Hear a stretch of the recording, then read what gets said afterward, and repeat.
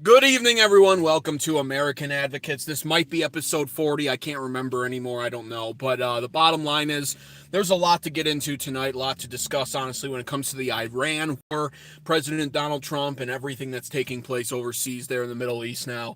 A topic that I took a small break from last night to discuss some more domestic issues, of course. And we discussed James Fishback here last night on the channel and why I place all of my hope in people like James Fishback running for governor of Florida. Also got into Trump campaigning against Thomas Massie, which he's currently doing in Kentucky tonight.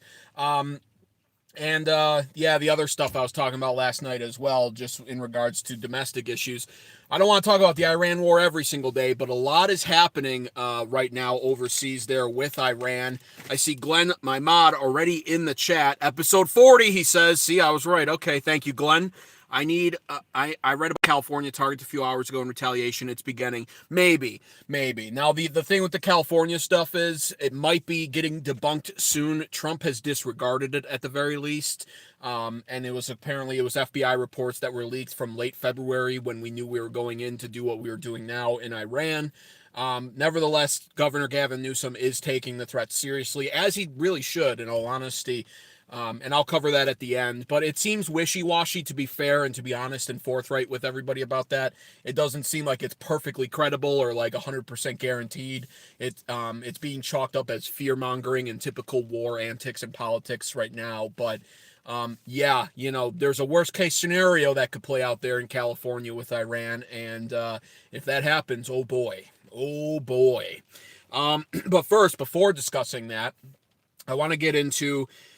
lay the foundation for what the episode's going to be about tonight. Lay the foundation for, truthfully, the fact that this Trump administration, and Israel for that matter, has taken a massive gamble by doing what they're doing now with Iran. All of this was a massive gamble, and for very different reasons between Trump and Israel. Very different reasons why it's a gamble for both sides here, or technically two sides of the same coin when it comes to the Trump administration and Israel. They're both gambling on different fronts, and they're gambling and betting on different outcomes, in all honesty, which is probably going to create a Trump administration and Israel divergence at some point.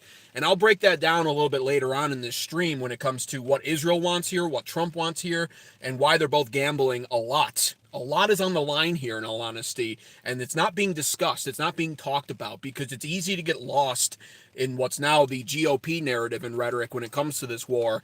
And of course, Trump claiming outright victory, as he does with everything, by the way. But once again, with the MAGA base, it does seem to be working. Those who are loyal to Trump are eating up the slop right out of the trough. Like swine, they're eating the slop up. Oh, it's a total victory. We crushed Iran. And it's like, there's a lot more going on there, and I'm going to break that down. As a Trump voter, as a social and fiscal conservative who just happens to be a young millennial with Middle East fatigue.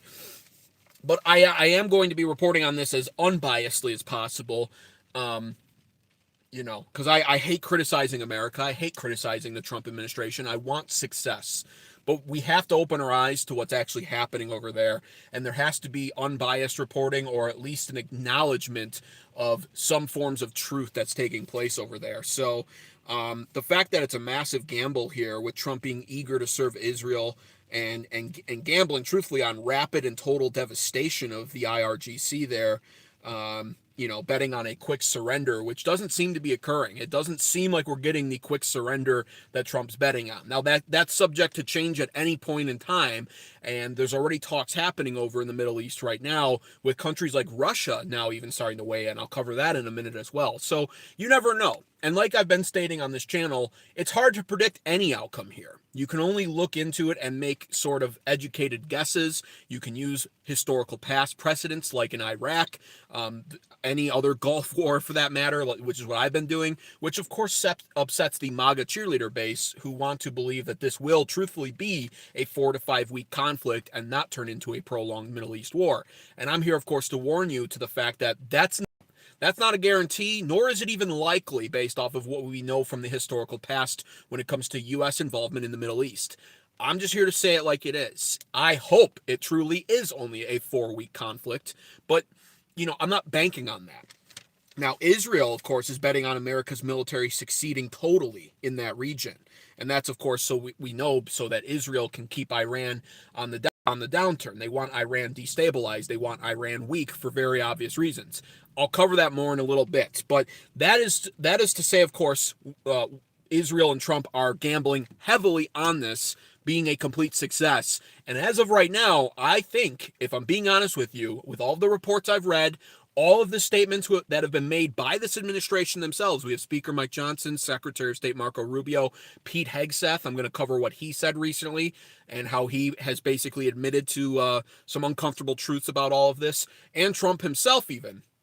It's not the rapid success that I think they wanted. Bear in mind, we are now day 12 in, right? And last summer, what we did in Iran, I believe 12 days was the exact amount of time that we were in and out totally, right? So we're now at that mark, and there's no signs of this slowing down yet. So this already will be a much more prolonged version of what we did there last summer. And when it came to my personal opinions, I was upset last summer to some degree about what we were doing in Iran, but I wasn't critically outspoken about it. I actually put out a video at that time on this channel back then, accurately predicting that it wouldn't turn into World War III, because that's what you always see trending on X and social media every time something like this happens. It's, oh my God, it's World War III, the Great Tribulation, Christ is returning, it's the end times, we knew it, blah, blah, blah. It's like, listen, you first of all don't understand the Bible if you think something like this would trigger the end times immediately in Christ's return, okay? There's nothing we can do to force Christ to return, not to mention the fact that really would be skipping ahead of a lot of other biblical timeline events that were promised and prophesied to occur, right? Like, it's not like we're going to skip the Antichrist part of that. We're not going to skip the desecration of the temple to get to Christ's return. There's not going to be a rapture. I don't believe in that, right? So that's first and foremost. World War III talks, every major superpower has nukes, so World War III is still unlikely. But what is likely, and why I am so triggered by this and upset about this as a young millennial, is, again, a prolonged Middle East war. That region is like a devastating magnet for conflict. It's biblically promised, by the way, to remain completely scorched with hellfire and wars for pretty much all of human history, right up until the end times. We're assured, essentially, if you believe in the Bible, and if you don't, disregard this part, that's fine. But if you believe in the Bible, if you're a born-again Christian, then you believe that region will obtain peace in the end times, but that's not a good thing, actually. That's when the Antichrist is promised to descend from the north and desecrate the temple, right?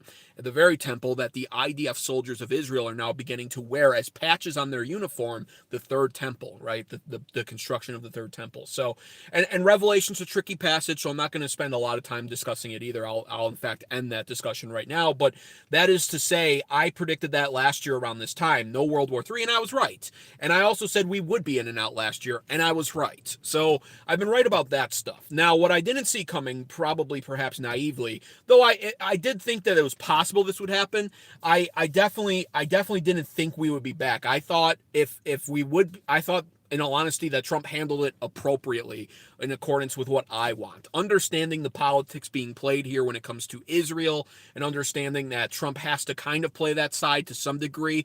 They are our ally on paper. And so I actually felt like Trump handled it appropriately last year. I was wrong. He did not handle it appropriately last year. We should have never gotten involved, because what it did was it set the stage for future involvement and more prolonged involvement, which the reality is we're going to wake up tomorrow, day 13, and it's not going to magically be over. So it is prolonged involvement. It is a secondary involvement, and we're back there again, despite the fact that we were given the messaging at the time of total annihilation and complete victory back then, right? Eerily similar to the same messaging we're receiving now. And that's because that's who Trump is as a person. It's his rule to never admit defeat, always declare victory, right? That's one of his foundational principles. He says it in his books. So that's what's happening right now. But what's actually occurring, despite the statements we're receiving from President Donald Trump, is anything but that. It's anything but a complete victory and total annihilation. Once again, the messaging is so inconsistent because the truth is the first casualty of war. And so as a result of that, we're not getting the truth. We're getting a bunch of chickens with their heads cut off, it seems, in this administration. Just this mixed messaging. One day it's Israel forced our hand. We're fighting this for Israel in accordance with what Mike Johnson and Secretary of State Marco Rubio said. The next day it's Trump saying, well, no, honestly, I did it. I decided to do it. It had nothing to do with Israel. So it's like we're getting mixed messaging on everything. So that's the reality of this. Now, what I have written down here, actually, I thought of this analogy because I'm just a super smart philosopher, which is why you should absolutely subscribe to American Advocates right now. Nobody's smarter than I am. I'm literally just the smartest person on YouTube when it comes to talking politics, geopolitics, etc. You should also like the stream, double tap your phone screens. It helps the stream perform well in the algorithm. So like the stream. 2 likes is completely unacceptable for 30 views. Come on, get the fuck on it. Like the stream, subscribe to the channel, make sure notifications are turned on. But what I wrote down here is when it comes to what's being gambled here by Trump and Israel with this Iran war that's waging on now, it's essentially like Trump and Israel having the winning hand at a poker table, but being completely unprepared for the reality that Iran knows they have a losing hand when it comes to the long run, but is actually just prepared to light the whole fucking table on fire and walk away, right? And that is truthfully what this is, right? We're in a holy war now. We're involved in a holy war. This is what it is. This is a religious war. We're living in a time right now where resource-based wars are essentially unnecessary, in my opinion. We're in a time right now where every country has the potential to be resource rich. We're evolving our technology beyond the need to go conquer countries and take resources, at least for the time being. It may not always be like that, but this is certainly not a resource-based war. For all of those saying this is about oil, well, I think you're missing the bigger picture. I actually hope it's about oil. I hope we, for once and for all, just fucking, if we're gonna be dragged into this once again, the least we could do is take all of the oil.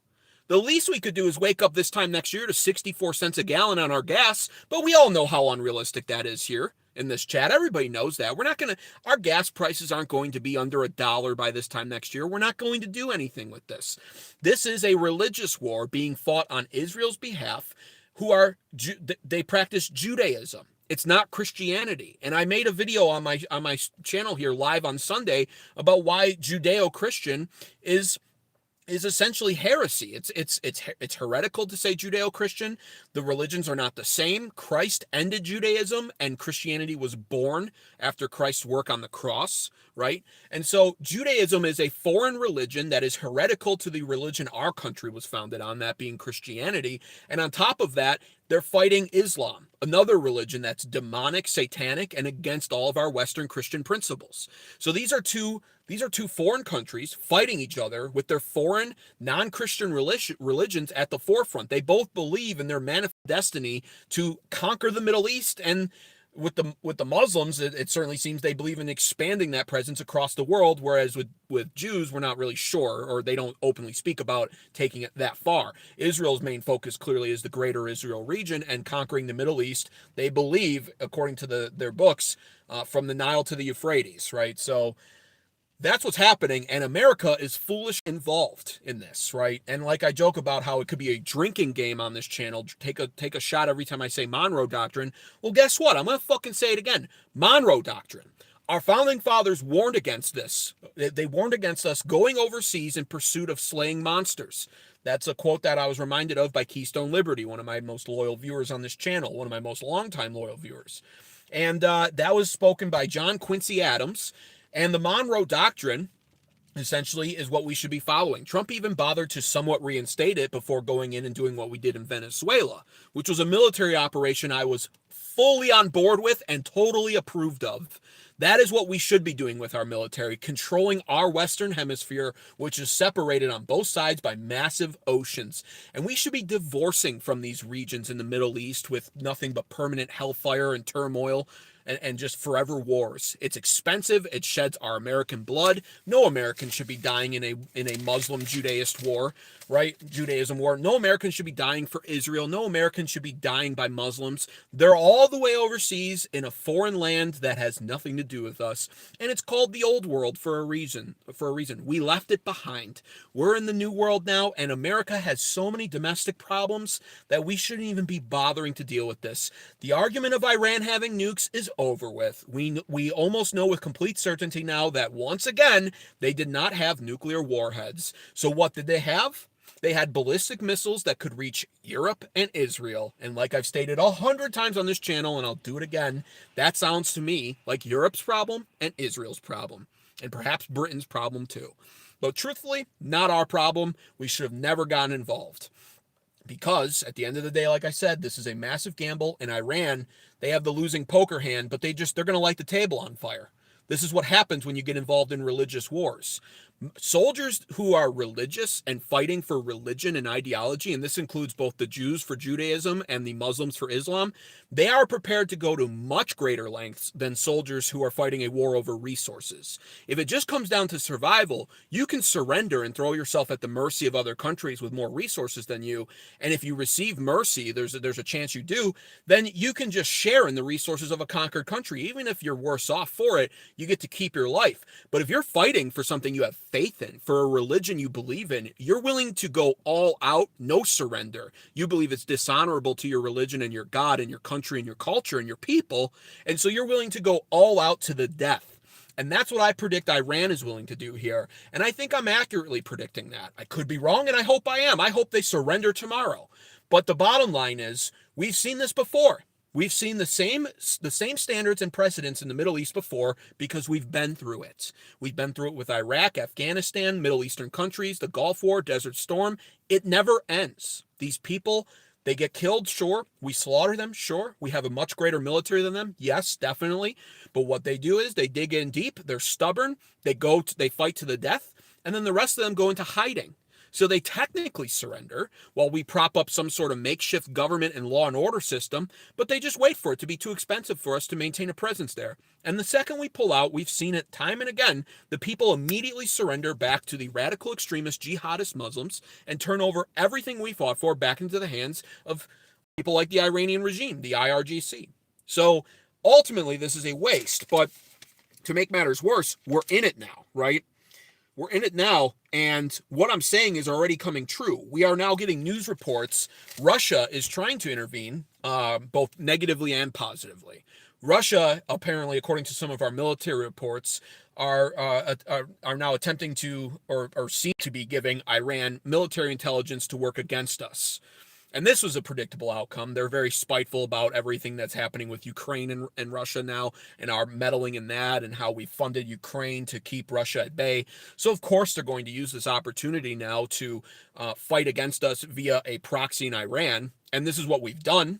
We've essentially turned Iran into a much bigger, definitely more powerful in some regard, country full of military and resources that countries that despise us can now fund and use as a proxy to start fighting us. We do it with Ukraine to fight Russia. Now they'll do it with Iran to fight us, right? So that's first and foremost. But on the flip side, of course, probably to save face or whatever from a geopolitical looking standpoint here, Russia has already now tried to propose a ceasefire between the two nations, us, of course, Israel, I guess, too, although we know Israel doesn't respect ceasefires ever, but between America and Iran. And Iran and the IRGC has reportedly already rejected that, right? And I have written down here, the foreign minister, IRGC, says Trump claiming victory is meaningless and that they will continue to choke the Strait of Hormuz now, even if the U.S. stops bombing them. And they insist that anything less than a guarantee on no future strikes, anything less than a guarantee of that is also meaningless. And that's not really something that we can promise. And even if we did, I'm not sure how much they would believe it. I'm not sure how much credibility America and Israel have collectively anymore, now that we've repeated the same pattern of sending in diplomats and creating Abrahamic Accords deals and trying to create ceasefire deals, only to have the main instigator of all of this, which is undoubtedly Israel, just break the deal, right? And that's because Israel's agenda in the Middle East is different than ours for very different political reasons. So it's not going to happen. This will not be a quick end, in my opinion. And I'm going to move on to discuss a few more topics here on the Strait of Hormuz, because the Strait of Hormuz is like an artery. It's like the artery of trade in the Middle East. It's something that's now clogged up, and we're of course paying the price for it in the form of higher gas prices and rising oil costs, which are, of course, they're fluctuating right now. Yes, I'm aware, but I'm going to cover that in 1 second. I know the chat's going crazy right now. I don't want to miss too many of the chats. I'll try to read any ones that are relevant here before talking about the Strait of Hormuz, because it's not, to summarize it real fast before I do, Trump, I think, has very severely underestimated what the effects of this would be. By the way, again, please like the stream if you haven't already. You can do that by double tapping on your phone screen, or if you're watching on your computer like an absolute boomer, then just hit the thumbs up button. That does help the stream perform well in the algorithm. Hey, 2009 Lifeguard, what's up, man? Appreciate you being here. Having a delicious frozen pizza from hey, DiGiorno's underrated.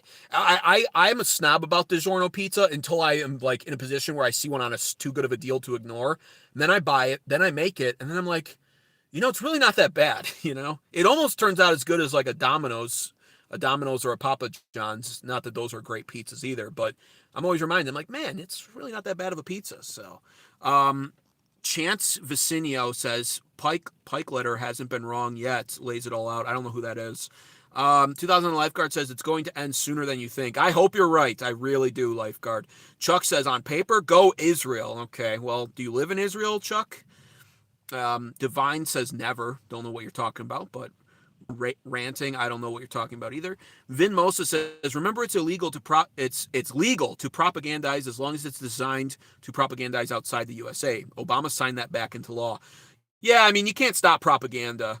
You can't stop it. Everyone does it. This guy likes to listen to himself talk. I sure do. Let me tell you something, Kuzmil. Not only do I listen to myself talk, but every morning I wake up, I literally run to the bathroom in my mirror. I dim the lights for perfect lighting effect. I fix my hair. I mog a little bit in the mirror, and then I just talk. I just monologue to myself for like an hour, and then I make out with myself in the mirror. You're completely spot on. Carlo Genovese says, Gabriel, the kingdom of justice is coming. Oh, brother. If the gas prices drop to 25 cents per gallon next year, you'll gripe because they don't drop to a dime. That's not true. If I saw gas prices go under $1 next year, I'll literally say, hey, that Middle East involvement, let's start bombing more Middle East countries. Let's take more oil.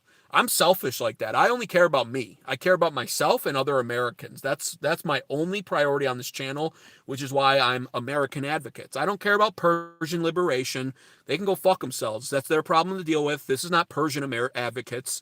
This is not Israel Advocates. It's American Advocates. So if we're not going to benefit from anything over here, and then we're going to be sold the whole, well, we didn't want to let them get nuclear warheads even though they didn't have any. And don't you care about the Persian people? The answer is no.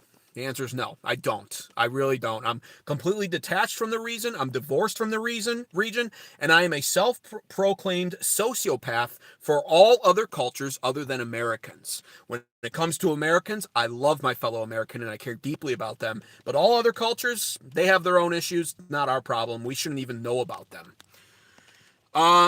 Kuzmil, and you like to listen to him, says Glenn. That's true. That's why they're all here. I just got here, won't stay. Well, then farewell. Mark Twain says, won't be Iran, it will be Israel. Says, well, what are you talking about, Mark Twain? I'm not sure. What an ignorant, arrogant narcissist. What the fuck is up with this hateful fool, says Chuck. The manufactured outrage. Chuck, what color is your hair, purple or blue? Nobody ever said they did have nobody ever said they had nukes, Doug Martz? Nobody ever said that? That's been the strongest implication and number one reason for all of this involvement. So I don't know what you're watching or paying attention to. Won't stay either. I won't stay either, Chuck. Get out of here, Chuck. This channel gets thousands of views. That's true, I do. It's called Divide and Rule. It's the Iranian government, not the regime. How dare you? Okay. All right, hey, this is not an Iranian sympathizer channel either, all right? Fuck all of them in Iran, okay? The Iranian government. It's a regime, you fucking numbskull. We all know it's a regime. It literally is called the Iranian regime. It's the IRGC. Are you an idiot? Okay, don't confuse this for me siding with the Iranian regime, okay? I'm not a Muslim sympathizer, so... All right, there's a lot of slop in here. 2000 Lifeguard says, I had a girlfriend like Iran once. Did she run away?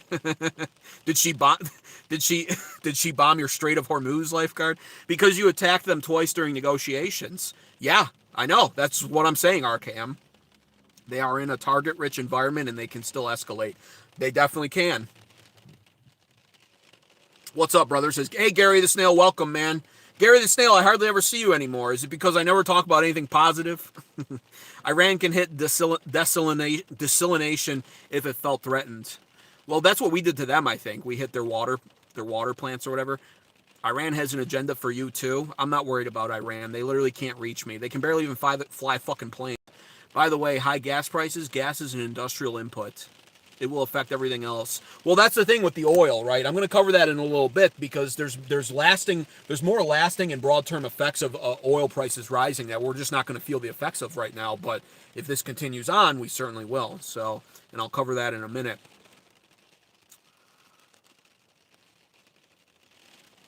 Enjoy your talk while eating my frozen oatmeal fudge stick, says Howard Clegg. Hey, welcome, Howard Clegg. I remember you, man. Welcome, man. Appreciate that.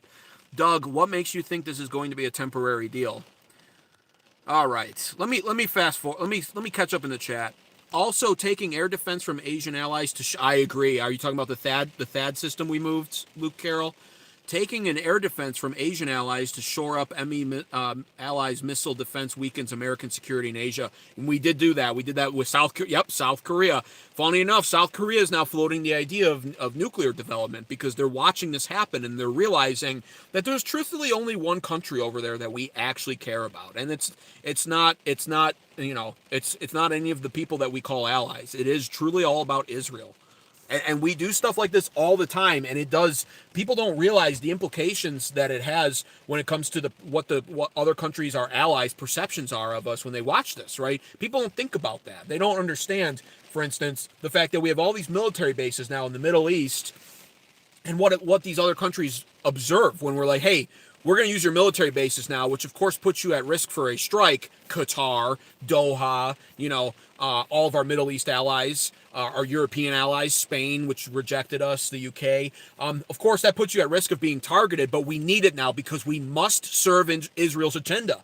Other world leaders will view it that way. And then they're going to realize that we've sold them on a lie, in my opinion, a lie of us establishing military bases there to protect that country. It's like, is that the case, or did we put the military bases there so we can serve Israel when they call upon us to do so? So, just going to call it out as the way I see it when it comes to that. And I think a lot of other world leaders are starting to see it that way. And we don't think about the diplomatic issues that it's causing, future diplomatic issues that it's causing, where now Iran, and Pete Hegseth admitted this, they weren't prepared for this, they didn't expect it. Iran has gone hellfire and fury, scorched earth, and they did so objectively, strategically, intelligently so, Iran. They decided, you know what? It's not about just striking the U.S. Navy and Israel like last time. Or, well, they didn't strike our Navy last time because it wasn't there. But it's not about just striking back on the U.S. and Israel. We're gonna make other countries allied with America feel the pain of their actions. And objectively, it's not I don't approve, but objectively, smart tactic by Iran, because it's applying diplomatic pressure on us now from other countries. Even if openly they haven't criticized the U.S. and Israel, and they have condemned Iran, this will have future diplomatic implications when it comes to our Middle Eastern country allies, Saudi Arabia, United Arab Emirates, etc. So that's something else that people aren't factoring into here. But when it comes to the Strait of Hormuz, to get back on point here, this is what's most important right now, because this is the most crucial part of the war, in all honesty, because it does serve as sort of the artery for trade in the Middle East, and specifically, of course, oil passing through the region. And it's negatively impacting not just America, but the entire world. This is having global implications now being felt over this war that America and Israel decided to wage in Iran. Right, we struck them first. And so the U.S. guarantee of insurance right now, I believe, was anywhere between $86 and $89 billion. And so that should be upsetting, in all honesty, if you're an American, because once again, the government doesn't make money, it takes money, and it takes our money. And so it's now our money, 89 in the form of $86 to $89 billion, going towards insurance for oil tankers that now have to try to attempt to pass through the Strait of Hormuz and get to safety, so that oil doesn't get blocked up and sit in the strait and essentially cause the oil prices to rise, which we're seeing anyway, right? And it's our money that has to go towards guaranteeing that should an oil tanker be sunk and completely destroyed. We're now promising, because we started the war, so we're now promising, of course, all other countries with their oil tankers, if it gets sunk, we'll insure that. We'll give you just up to $89 billion now, and it's on a rolling thing. So it's like it's not just $89 total billion dollars for a numerous amount of oil tankers. It's up to $89 billion per oil tanker. And that could be disastrous in and of itself. On top of that, of course, this administration has promised a U.S. naval escort for any oil tankers that do decide to attempt to pass through the Strait of Hormuz. And that's, of course, costing us money as well. Having our Navy there, having people deployed there costs us money every single day. All of the equipment usage, everything that goes into it. War is expensive, right? So there's that. But then, on top of it, despite this, many countries are resistant on sending these oil tankers through the Strait of Hormuz. So ultimately, a lot of these oil tankers are just sitting there. They're too scared, understandably so, to pass through the strait because the Iranian regime is buckling down and they are trying to choke out the Strait of Hormuz. The Iranian regime is promising hellfire, fury, and death in the Strait of Hormuz, and we're getting all kinds of reports, rumored ones, that are turning out to be at least semi-factual when it comes to them attempting to lay mines in the Strait of Hormuz now and having missiles pointed at the Strait of Hormuz. There's been some major breaking news that occurred today regarding that I'm going to say in a second here. But because they are resistant to send it through, we're seeing the oil prices rise, and we're seeing the Trump administration start to panic, in all honesty. And there's really no way around it, right? People are going to be mad. MAGA cheerleaders will be mad that I'm saying that the Trump administration's panicking, because MAGA cheerleaders refuse to believe that Trump is doing anything less than playing 5D chess. This was all pre-planned. He's got everything figured out. He's a grandmaster chess player. He's thinking 18 steps ahead. Nothing can catch him off guard, right? But it's all to the contrary. And the reports have been coming in from this Trump administration. And once again, his own cabinet members are also semi-confirming this with what they say, that they are caught off guard, that they thought that the oil prices wouldn't raise that high and certainly wouldn't stay high for very long. And they thought that the Strait of Hormuz would be locked down pretty quickly by them. And it's not turning out to be that way. And so Trump's getting upset at these countries being hesitant to send their oil tankers through. They're all sitting there. Everything's skyrocketing. Trump literally actually even said, in a quote, he's getting pissed off, and he specifically mentioned the oil tankers sitting there refusing to pass through. He said, a direct quote, "Show some guts and sail through anyway," right? So Iran's promising death. They're saying, we will bomb your ships, we will missile strike your ships if they sail through, and we're trying to lay mines down in the Strait of Hormuz. Don't sail through, right? And Trump's saying, ignore the Iranian regime, ignore the death threats. If you're a crew on the oil tanker, you need to put your life at risk, show some guts, and sail through anyway. We're promising you a naval escort. We're promising you insurance, so what's the problem, right? Well, it turns out some countries listen to that, and today, 3 commercial vessels, not strictly oil tanker vessels, mind you, but commercial vessels that deal in the oil industry and do serve as a similar purpose, attempted to pass through and were promptly striked by Iranian missiles, right? There was the one in the thumbnail for this live video. I used a picture of it actually occurring. You could see the explosion on the tanker. You could see the crew. The crew was injured, but they did escape, I believe. There were no casualties, but several members of the crew were injured. They had to get off on speedboats. They abandoned ship, and it was struck. It was a Bangkok ship from Thailand that was struck, along with 2 other ones. And so they were struck. So Trump's saying, show some guts and sail through anyway. Nobody really listens except for a few countries, and the ones that do are struck by the Iranian regime, right? They're just struck. So this is going to, for what we saw when it comes to the oil futures going down, right? And there's different reasons for why that was happening. Some of it's because Trump's gaslighting. He's trying to manipulate it like he does with the stock market sometimes. Other reasons I'll get into in a second. After today, after 3 commercial tankers being struck by the Iranian regime missiles, you can expect gas prices to once again go up. Price per barrel on oil is very likely going to skyrocket even more. I wouldn't be surprised if it goes into the 120s or higher. And it's a bad image now for this Trump administration, which is trying to gaslight not just Americans at this point, but other countries into believing that our U.S. military and Navy can keep them safe, which is what America ultimately always promises our allies in other countries.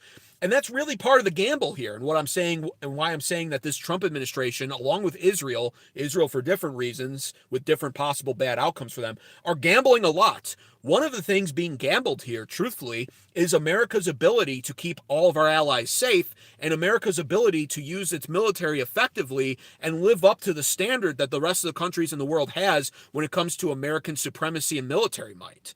So the fact that this is happening is not good for the image of America. It's not good for our Navy and our military image. It's not good for diplomacy, which is another thing we're gambling to some degree. That's semi on the table.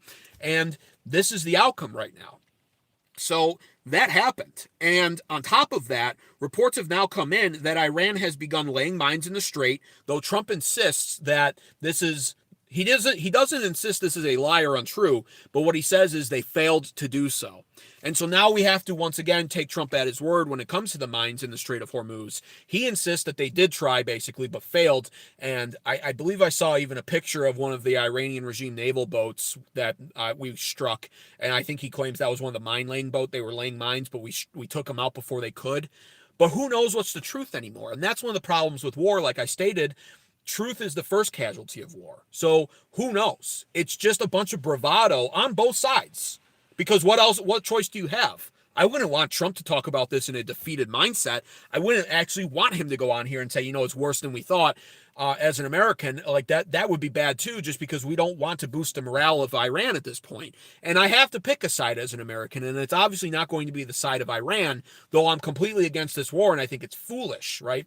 So on the flip side, we have the Iranian regime showing a bunch of bravado as well, and they're making all kinds of guaranteed statements, and they're professing that they'll fight to the end, that they'll lock down the Strait of Hormuz now, and they're playing tough as well. So that's what's happening right now in the Strait of Hormuz. And it's a complete disaster for the Trump administration that could honestly, this is the broad term implications that people aren't factoring in right now, but what happens if the price of oil goes higher and or stays high?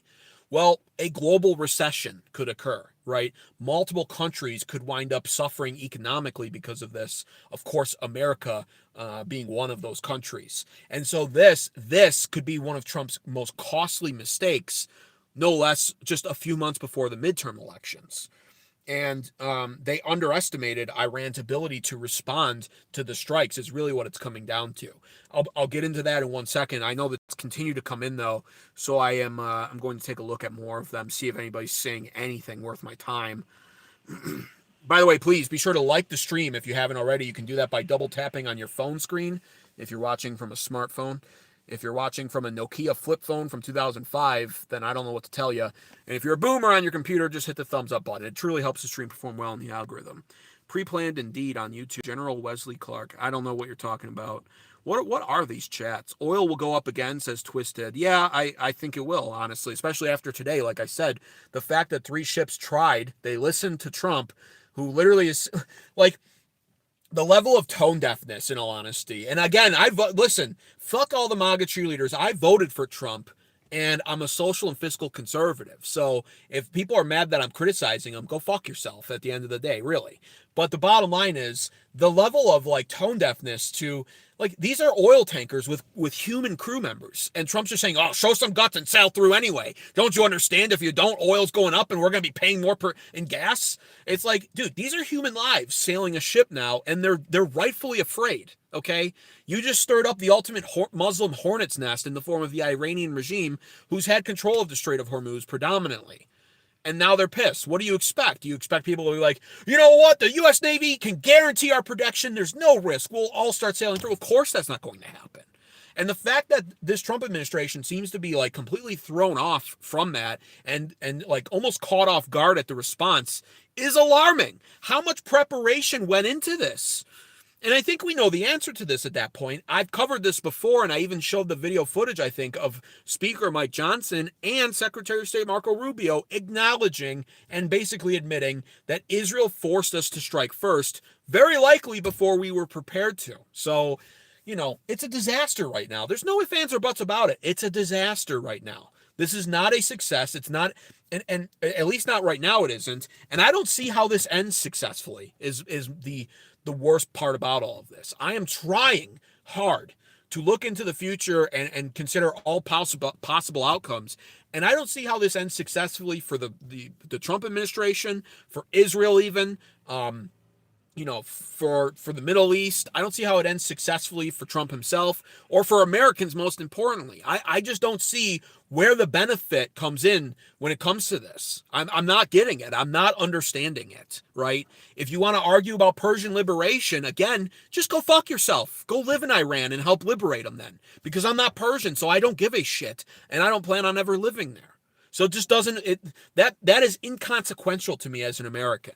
And even then, Persian liberation is not guaranteed. Why? Because regime change is not guaranteed. And what we're seeing, I'm going to cover that later, what we're seeing with this regime change is we might have made the situation worse. We might have made it worse. So I'm just not seeing any good outcome from this at all, truthfully. I don't understand at this point why this is happening beyond my understanding of why, which is, of course, this is for Israel, right? And that's the conclusion you have to draw. I was Israel neutral all throughout last year for the most part, though deep down, of course, I was starting to pay attention more, and I was like, I don't like this, and this is clearly, so I already was becoming more aware last year.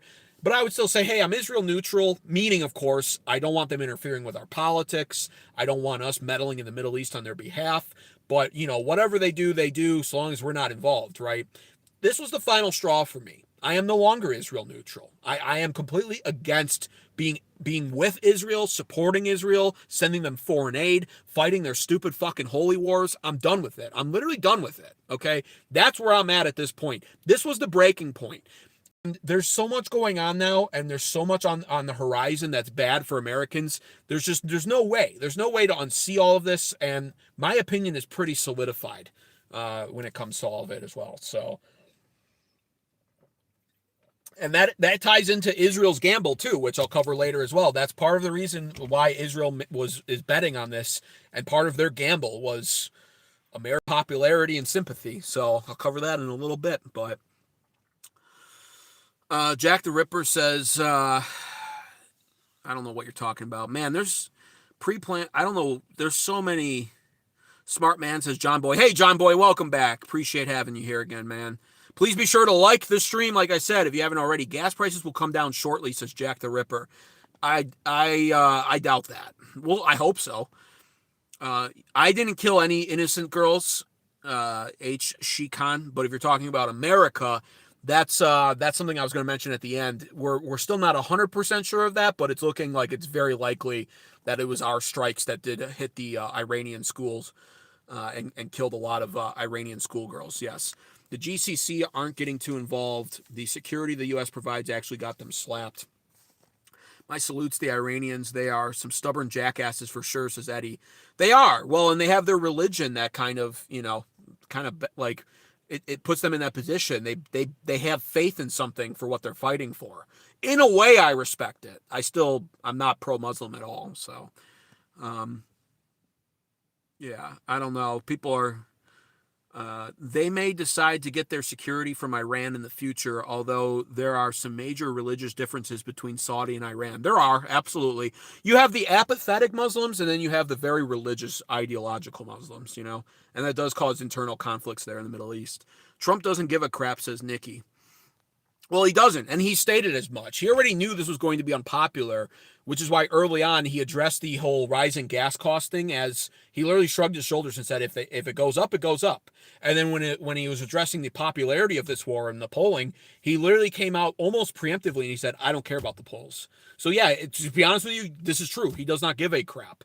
And I've pointed out for several days now, the more tragic irony is he's willing to back down on mass deportations because of polling and because of the approval rating of it. But mass deportations are literally double in popularity of mass deployment, boots on the ground, and war in general in the Middle East. But he's willing to sacrifice on behalf of Israel in a Middle East war. Meanwhile, us Americans who want our country to be for America aren't getting mass deportations anymore because it's not popular enough. I've been pointing that out for days now, and it just continues to ring true. Whoa, stop everything. We have super chats coming in. Let's see what's happening here. Lifeguard, thank you so much, Lifeguard. 2 days in a row, man. You're too kind. 100 in the chat, a lot of idiots, but 100. Yeah, that happens. That's just how it goes. There's a lot of goyim, a lot of cattle, some swine even that come in. But when YouTube tests the algorithm, that's what happens. It's a numbers game, and unfortunately, when you start hitting higher numbers for a live stream, you get a lot of idiots. Thank you, Lifeguard. I appreciate that so much. And I see another. Oh my God, the chats just keep the tariffs. The tariffs are pouring in. And if you're an idiot in chat, you should be paying your tariffs. It's always the good people in American Advocates chat that are paying their tariffs. It should be the morons in chat. I should be able to tap your name if you're an idiot and just suck $2 out of your bank account for every moronic statement made, but it doesn't work that way, unfortunately. So it's always the good ones, like Lifeguard, like Bold as a Lion I see here. This might be Bold as a Lion's first super chat, too. I appreciate that. They're always the ones that pay the super chat, the tariff, on the idiot's behalf. It's so sad that it has to work this way, but I appreciate it nonetheless. Bold as a Lion says, fun fact, MAGA is literally the name of the highest degree in the Church of Satan. You asked me to look into that the other day, and I forgot to. I know you were trying to get at something, though. I appreciate the chat. Thank you so much. Eddie with the 99-cent super chat as well. Thank you, Eddie. I appreciate you so much, man. Eddie doesn't even say anything. He speaks in the regular chat, then he just pays his tariff, says nothing, doesn't need recognition for it. What a Chad. I appreciate it. Thank you guys so much. And there's Ed with his 99 cents. Just another dollar. Hey, no rivalries between the importers here. You guys are paying your tariffs. I appreciate it. God, this dude just runs his mouth, says Jack the Ripper. Yeah, it's called being live on YouTube, Jack the Ripper. Hey, guys, excuse me, everyone. Jack the Ripper's mad that I talk so much. So here's what this stream's going to be from now on.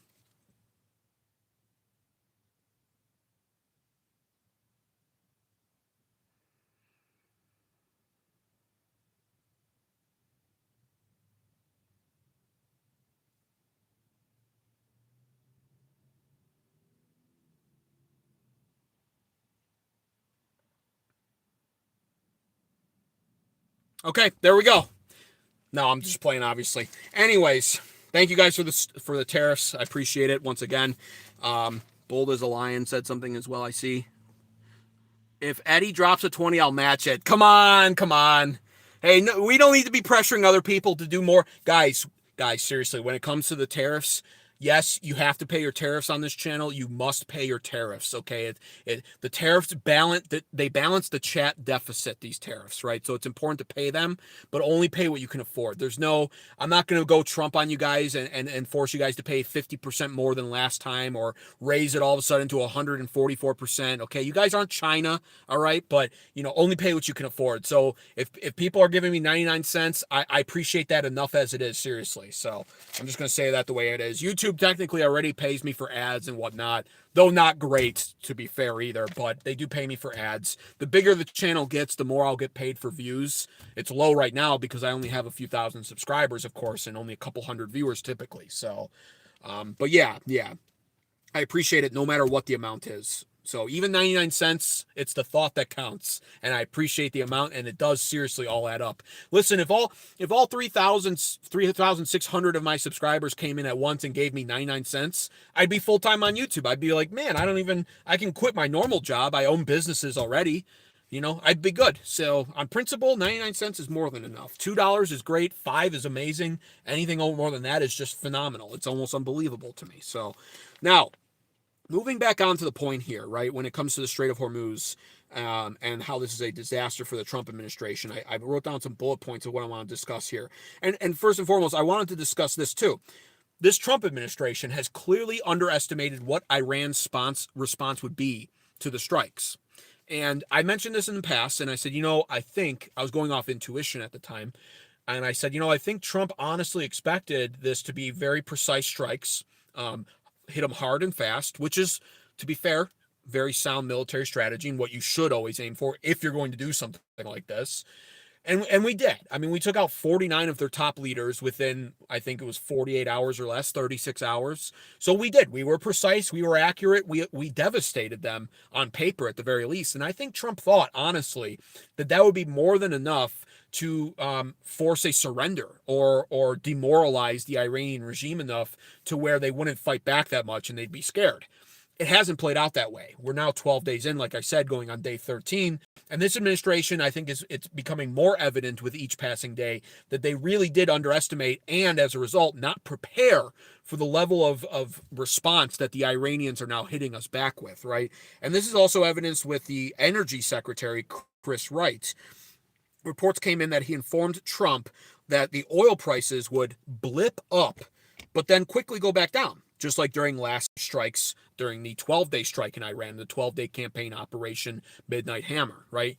And so Trump went off of that advice. Now, all the while, we've gotten several reports that are very credible that most, if not all, of Trump's top military generals and strategists warned him against this. And they did warn him, and they said, Iran might go scorched earth on this. Iran will be more unpredictable this time.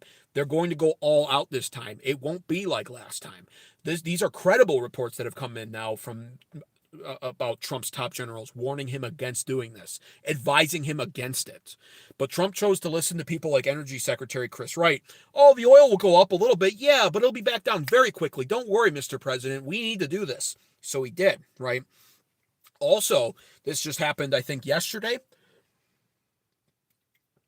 Excuse me. Same Energy Secretary Chris Wright took to social media and posted a fake social media post. Now, it doesn't seem like he did it deliberately, but he posted a fake social media post that, of course, the MAGA cheerleaders jumped on.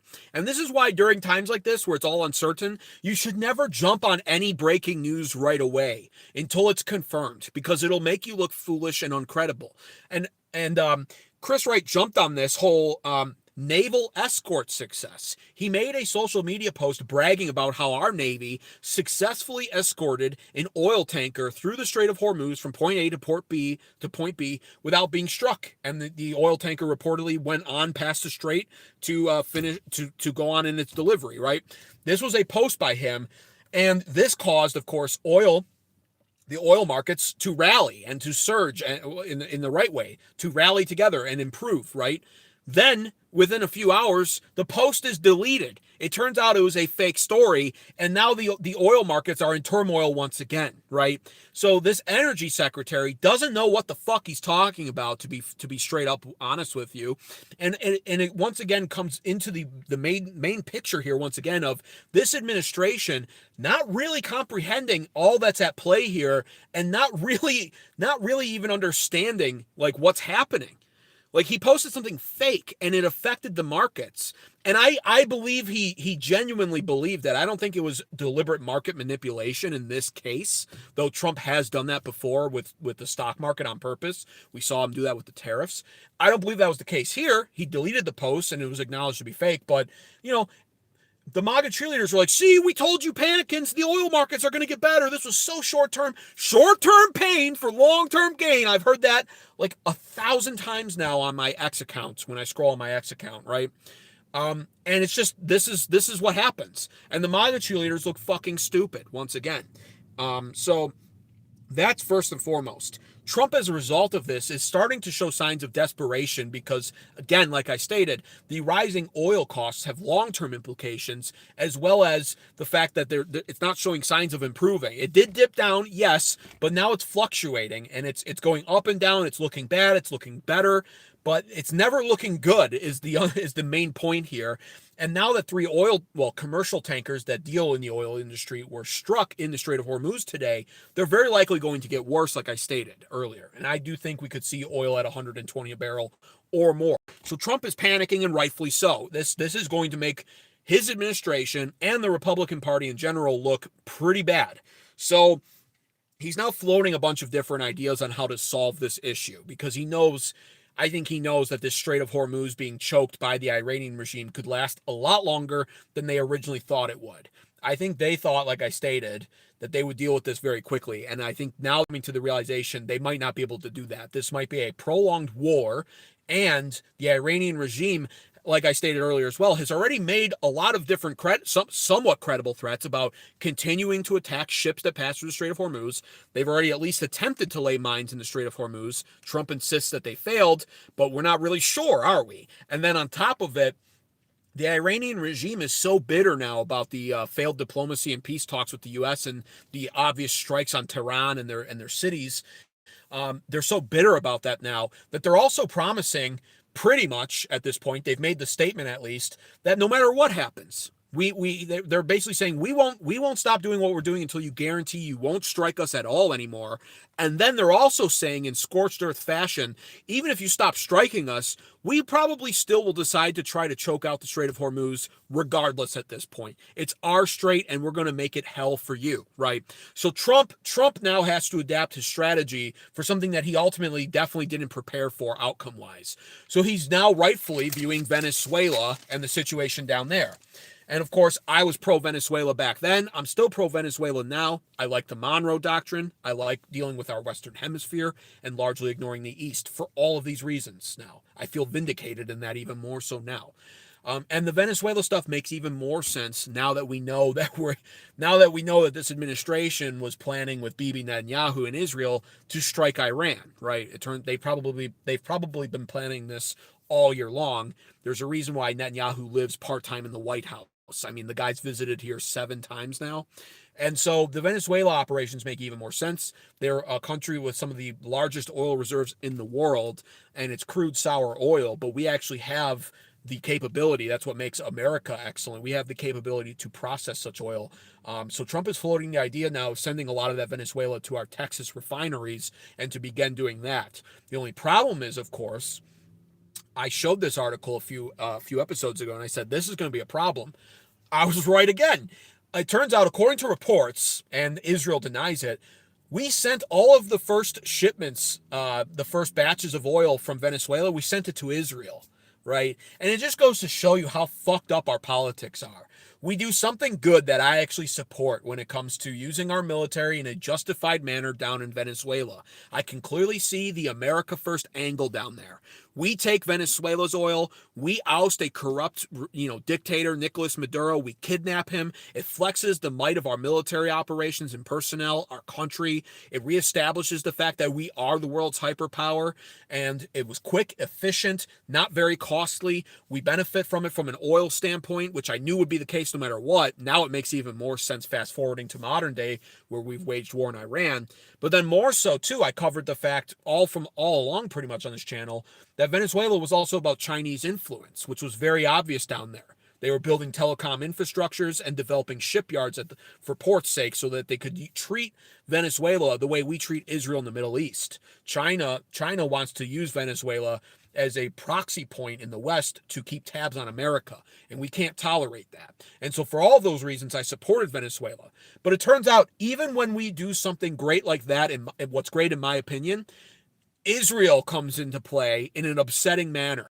And they deny outright. And why wouldn't they? Because they know it would look bad if they confirmed it. So who knows who to believe.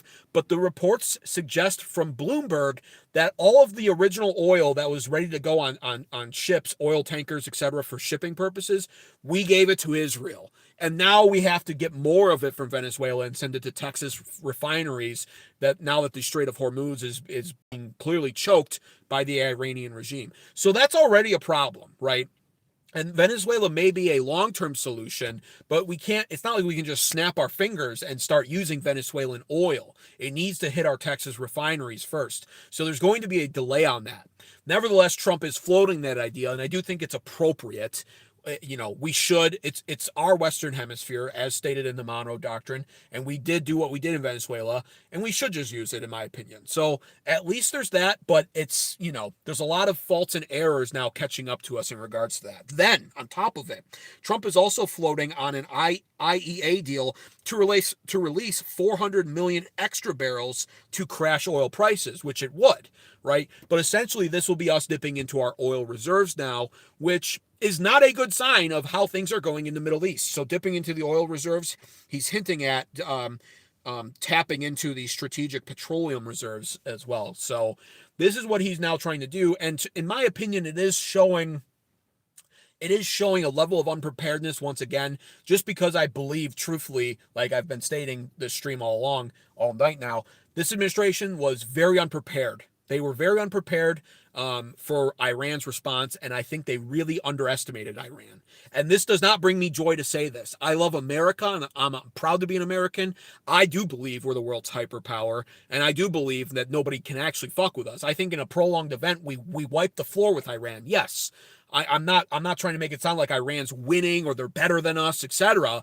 But there's a level of unpreparedness here that's really disturbing, and it's really starting to reveal itself as time goes on.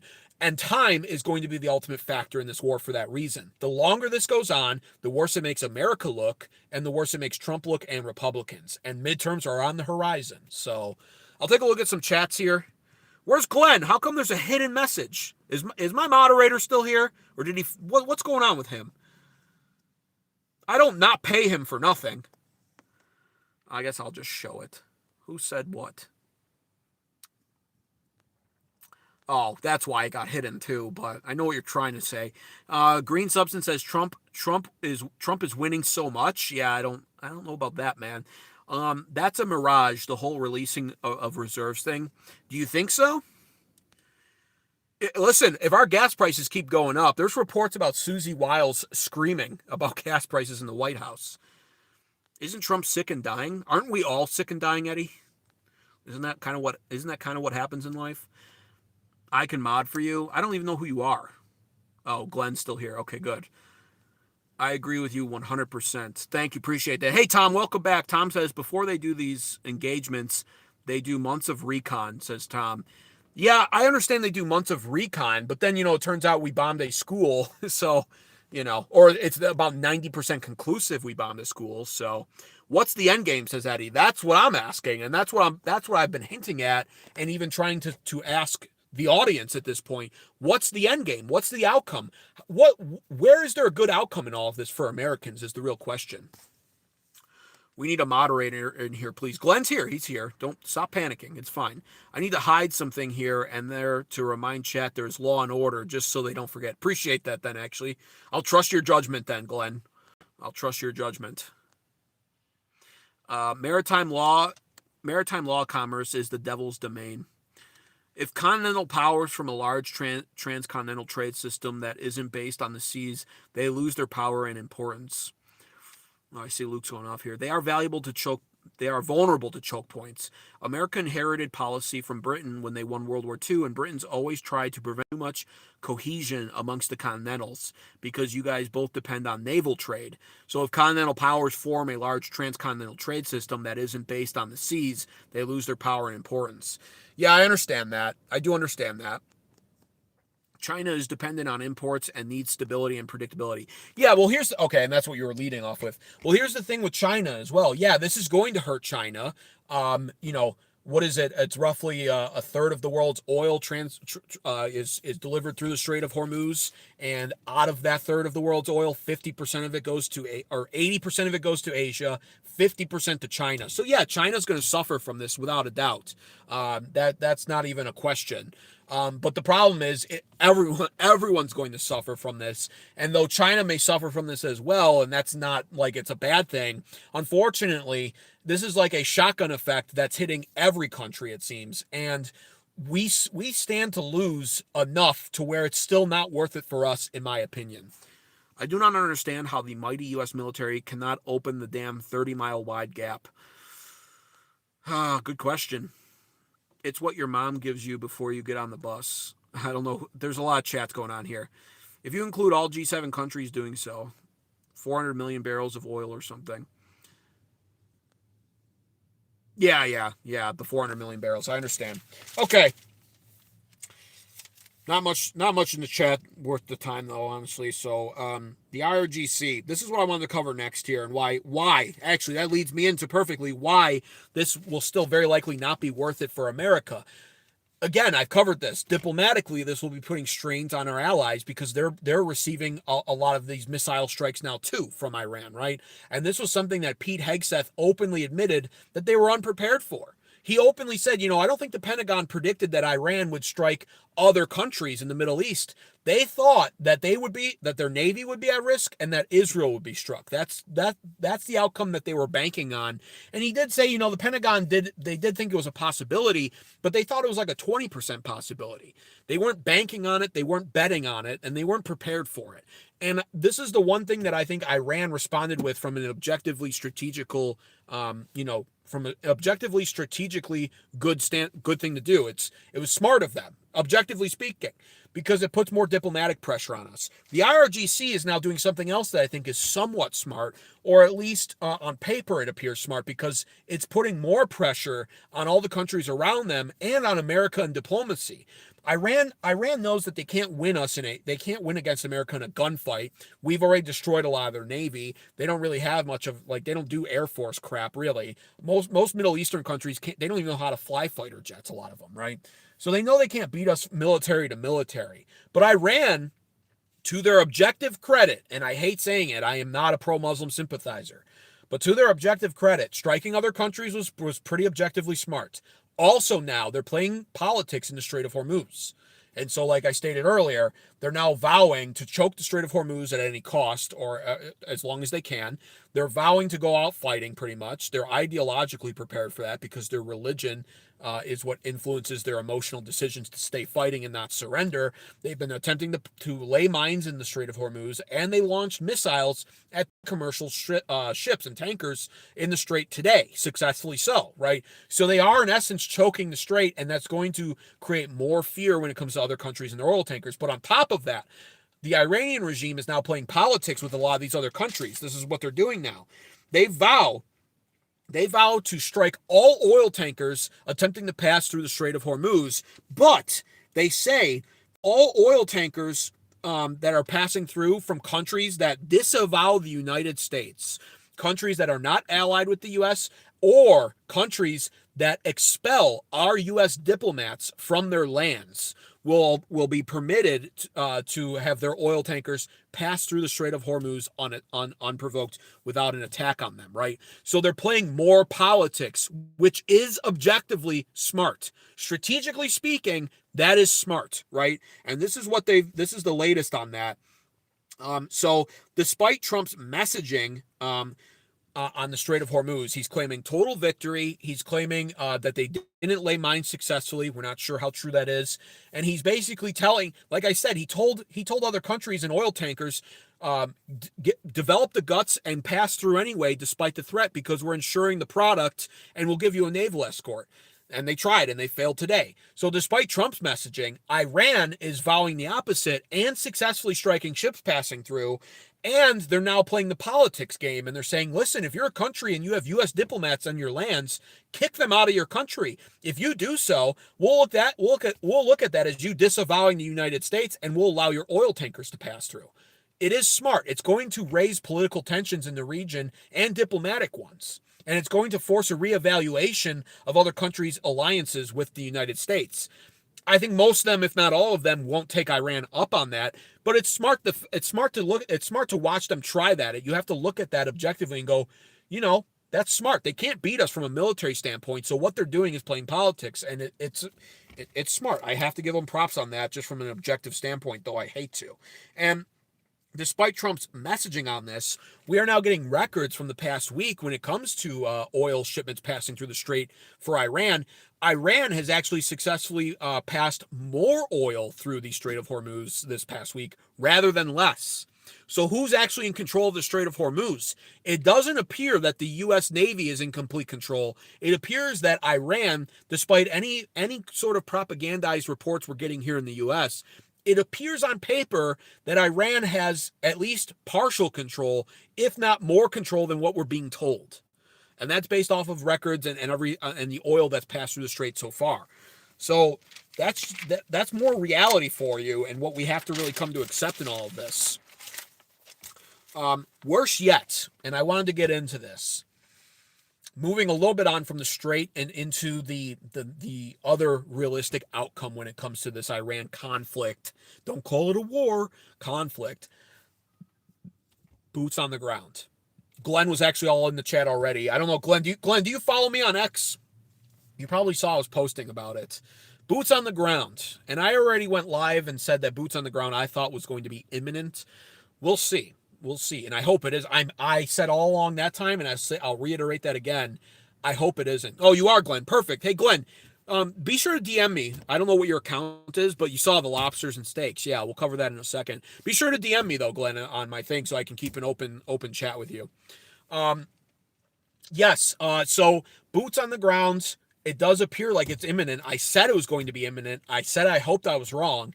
that's going to be the final straw for even more MAGA supporters. A lot of MAGA supporters have moved the post for Trump to justify supporting this war, but he's going to lose even more of them if boots on the ground winds up occurring, if we deploy soldiers there.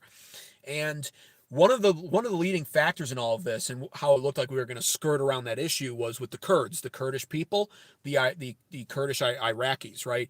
We were going to use the Kurds like we've done in the past. We were going to arm them and support them for small arms, and send them in and kind of provoke a civil war in Iran, and use them as sort of our sacrifices, truthfully, really. Use them as like serfs, and use them to, allow them to spill blood on our behalf so that we can have some sort of an makeshift allied boots on the ground presence in Iran. Because truthfully, and I've stated this before and argued this point, if you want true regime change in Iran, and we're not even sure what this administration wants anymore, but if you want true regime change in Iran, you can't just force regime change from the skies with bomber jets. The Iranian regime is dug into their mountainsides deep. They can hide pretty effectively. So airstrikes will only take you so far.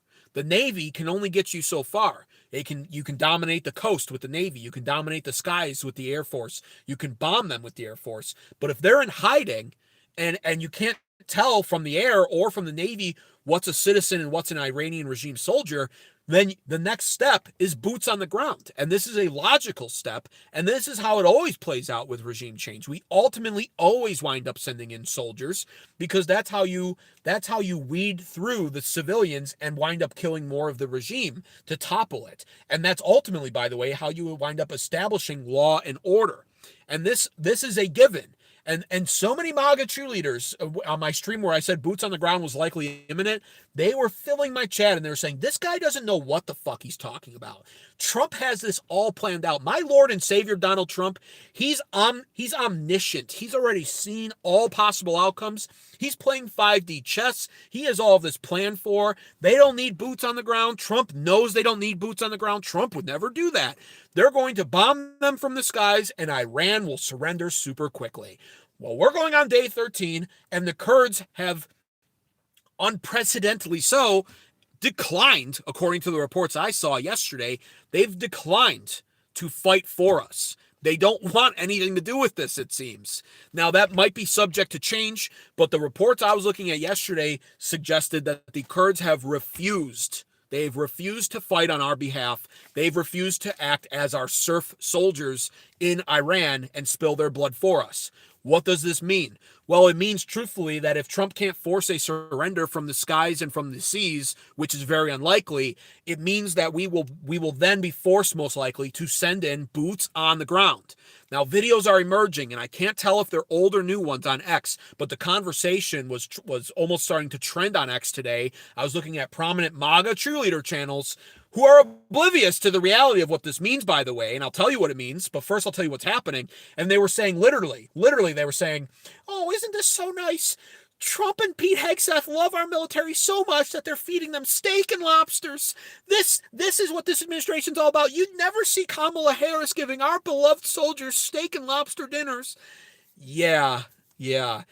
If you don't know what that means, if you're a soldier in the military and your sergeant comes to you and lines you up and before you go into the mess hall and says, oh, it's a steak and lobster dinner tonight, boys. It's not like your sergeant's going to follow that up and say, and that's because you guys have just been so wonderful and we love you so much and we just wanted to treat you and we just wanted to surprise you for a treat because you guys have just been wonderful. Your behavior in the barracks was great, and so you get steak and lobster. You're never going to hear that.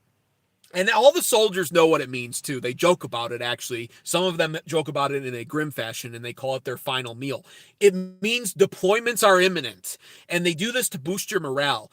It's kind of, I respect the military, so I don't like making the comparison too often, but it is kind of true. When someone's on death row, what do they get? Steak, lobster, whatever they want, really, but oftentimes steak or lobster or, fucking KFC. You can see what the inmates always choose. It's lavish food because it's their last fucking meal. It's dinner. They go to bed. They wake up. They're executed. Now, the military, you hope that's not the case, and I respect the military. Of course, I love the military. I have a lot of military history in my family. But steak and lobster for soldiers it means the same thing. It means, hey, you're being deployed and you might die. So our one of your final meals here, one of your final meals here on the base is going to be steak and lobster. The MAGA cheerleader channels, it's like they didn't understand that. They're like, Trump's so wonderful treating our soldiers. Like you don't know what you're saying. Now, the thing is, I don't know if those are old or new videos, but the MAGA channels, the MAGA cheerleader pages on X today were tweeting about it today. And they were tweeting about it like it was happening today. And I was responding to him and I was letting him know this means boots on the ground if this is happening right now. And it does make sense if the Kurds have declined to fight for us, if they've declined to take our arms and funding to fight Iran's regime for us, then again, like I said, logically, boots on the ground has to happen to complete the regime change agenda. Okay. So this is just where we're at with that. And that's really bad. That's terrible, actually, right? So if the strait is being choked and we can't force regime change from the skies or the seas, which I don't think we can, boots on the ground going in. This will tank Trump's approval ratings even more.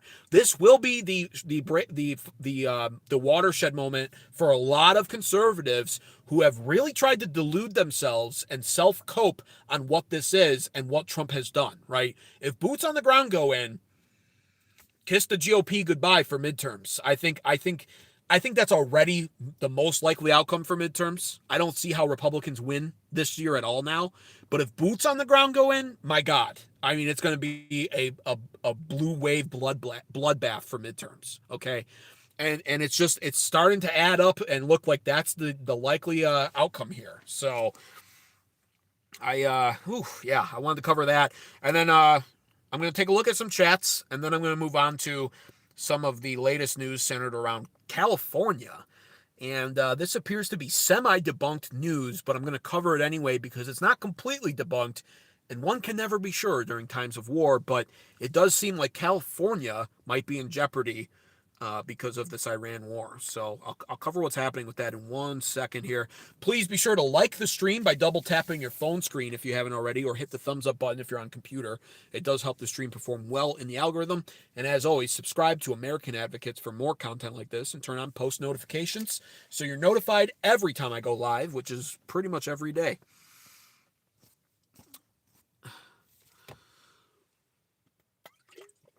Glenn's laughing at how I described the steak and lobster dinner, but it's so true. It's so true. The MAGA cheerleader channels were literally like, wow, they really love our soldiers. They're eating steak and lobster every day. It's like, you don't even, how do you not know what that means? You know, you don't even have to be in the military or have to have served to understand what that means. They're so stupid. When the rich wage war, it's the poor who die, says Red Arrow. Yeah, of course. All right, let's see here. China has almost all of those. What are you talking about? I voted for Kamala Harris. None of this would be happening, says Pussyfoot Productions. We can't know for sure, but as a conservative and fiscal Republican, it pains me to say that I can't disagree with that. I don't know either. We can't know for sure, and I'm also not one of those conservatives that's even at the point now where I'm going to say it would be worse under Kamala, because you just don't know. You just don't even know.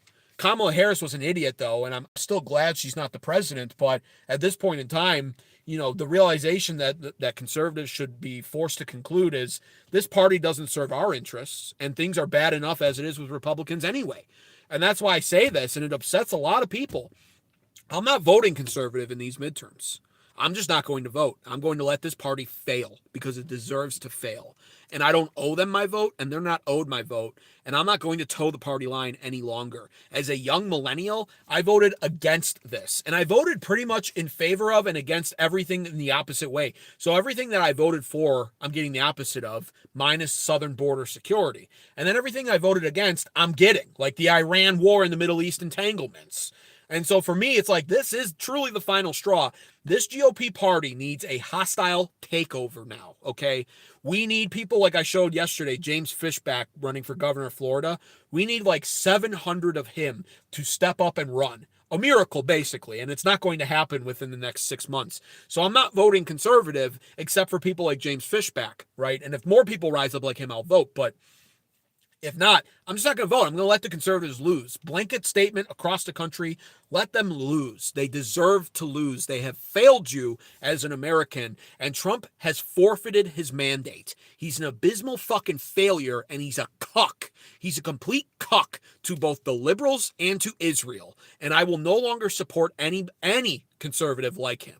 I want to see vengeance. And the Democrats, if the Democrats win in the midterms, that's how I get vengeance as a voter. I'm that spiteful that I want to watch the GOP crumble this midterm election. And in 27 and 28, I want to watch House committees be formed by the Democrats to persecute and prosecute all conservatives in this administration who have failed us.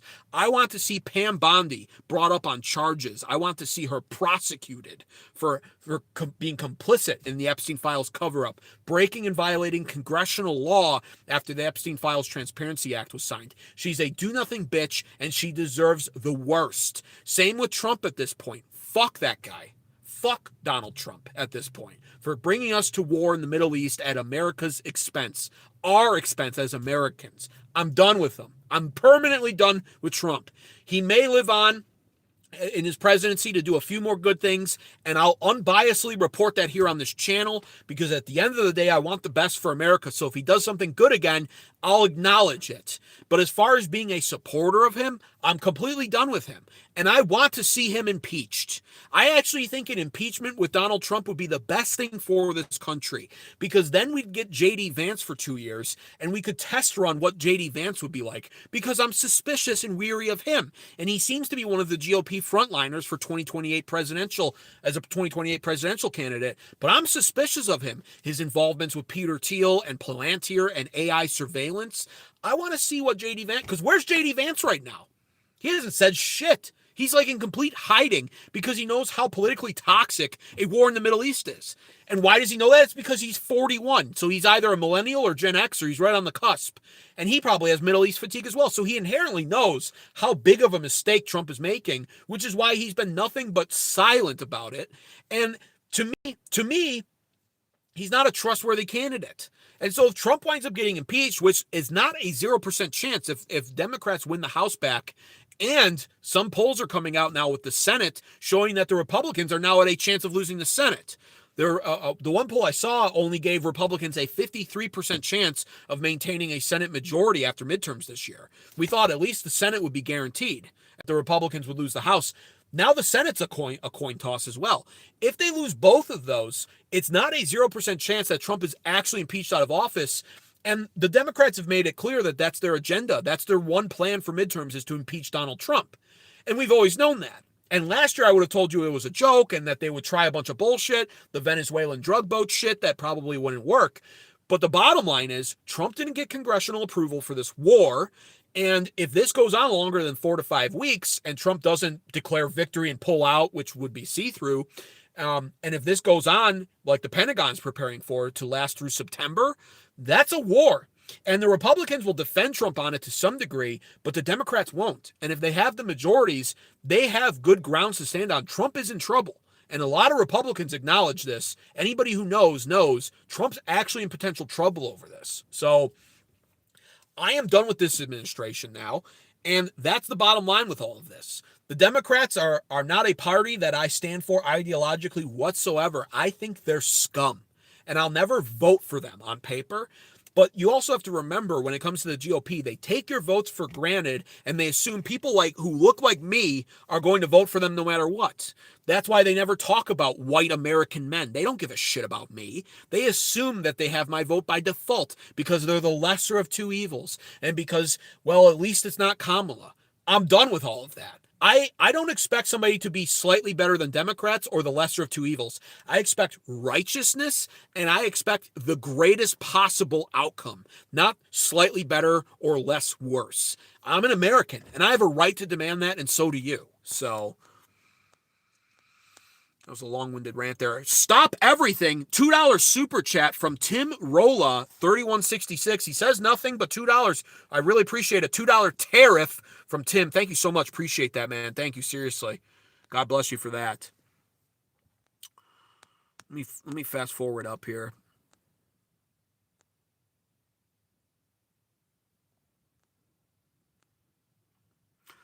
Bold as a Lion says, the crazy part, Trump is calling this an excursion. Yeah. Well, and you know what? I said this before too. I said this the other night, and I think it's an appropriate analogy. So, um, this has been an imminent war for 47 years, right? And that's something that the MAGA cheerleaders were echoing brainlessly because they don't know what the definition of imminent is, right? And so the first joke that hit that I thought was funny was the Oakland Raiders have been imminent Super Bowl winners for the last 50 years. It's like, that's a good one. Or I saw about the New York Jets, another dud team, or the Pittsburgh Penguins I saw for hockey. So that's funny. Then I made the comparison yesterday, and I said, I drive my car. So I have been driving my car, and I've been in an imminent car crash now for the last 20 years 15 years that I've been driving, right? I've been in an imminent car crash for the last 15 years, right? What happens then? Let's say I get into a car crash. Do I get out then, and when the cops show up, I go, hey, listen, I know you need to write down stuff, and I might get a ticket if I hit the rear, if I rear end somebody. I just want you to write down though for insurance purposes and for possible state ticket purposes. I want you to write down, this is not a car crash. This is a traffic conflict. I am in a traffic conflict, okay? And it was an imminent car crash for the last 15 years. I mean, honestly. But this is just a traffic conflict, okay? Okay? How does that work, right? That's how stupid it sounds, basically, is my point. Imminent war, but then it's an excursion or, a conflict, bullshit, basically, is my point.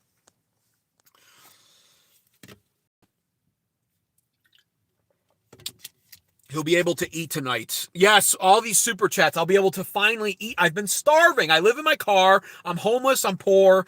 I'll finally be able to eat. Actually, not tonight, though, Pussyfoot Productions. I'll be able to eat next month when when YouTube gives me my lump sum payout because YouTube only pays you monthly. So I got to wait a few more weeks, but I'm just calling it a fast. It's an imminent fast. I am imminently fasting. This guy don't shut up. I don't shut up. That's true. If I did, I wouldn't be live streaming on YouTube. I'd be posting pictures on Instagram, like you, Pussyfoot Productions. I'd be posting gay photos on Instagram. If I didn't want to talk, I'd be posting still images like you. Bold as a lion. Interesting that you think you are a white man. I am. I'm literally British and German and Russian, but mostly British and German. So yeah, it's pretty white, wouldn't you say? Wouldn't you say, oh my gosh, it is you?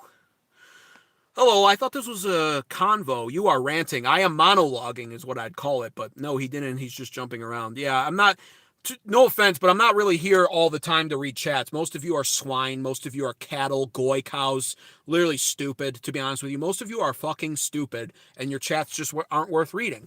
Now, of course, if you pay your tariff in the form of a super chat and you type something in there, I'll read it no matter what.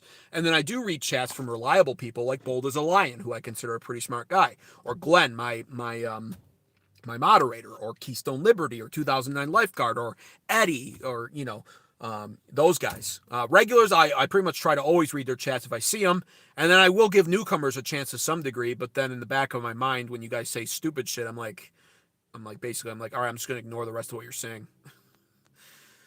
And then, what happens over time? More and more smart people come around, and they stay around, and then I keep reading those chats, so... I'm not. Let's talk. You are hangry. I need a Snickers bar user. I do. Come over for a hot meal, says never under pressure. Never under pressure. Come over for a hot meal. Are you a woman? Because that's the only way I would take you up on that offer. And a hot shower.